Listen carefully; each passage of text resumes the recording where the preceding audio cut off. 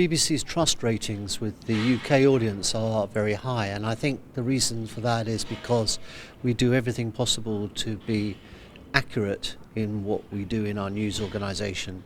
So although we always want to be first, it's a journalistic desire always to be first with the news. Nonetheless, we put accuracy in our news above being first and above speed, and that's written into the editorial guidelines, which are the standards which we try to adhere to in all of our output, that rather than be first, be accurate, make sure that what you're saying is true.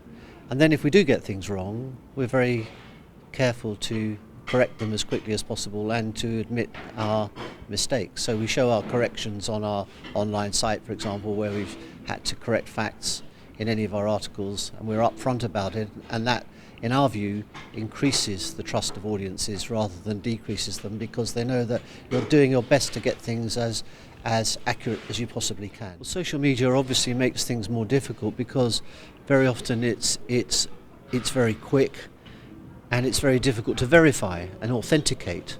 And we have a team in our news division which has been authenticating what we call user-generated material for many years now, and it has a whole series of ways in which it does that, tests which it applies to make sure that things are true and are accurate.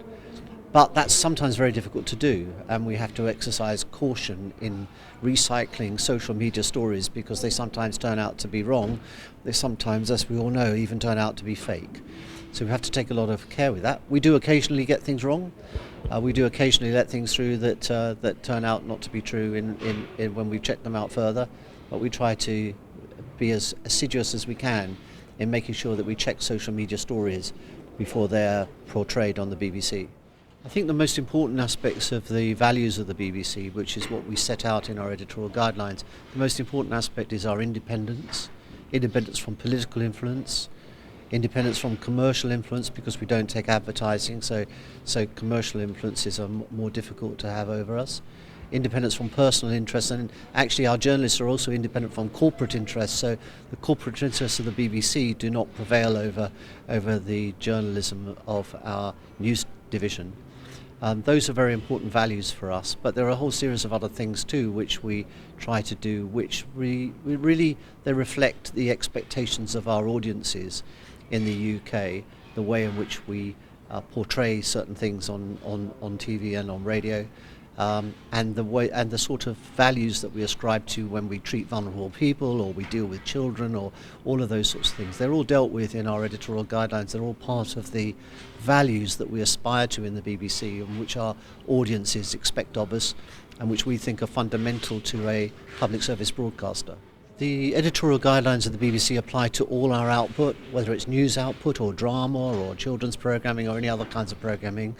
Clearly there are specific parts of the guidelines which apply mainly to different sorts of output, and that's true of news as well as other divisions. And there are some bits of our guidelines and guidance which apply specifically to the use, for example, the use of social media by BBC correspondents, whether it's personal or whether it's BBC use of social media. These kinds of things are all covered by guidelines which attempt to make sure that we continue to apply our values to everything that everybody does in whatever medium they're doing it and at whatever time they're doing it.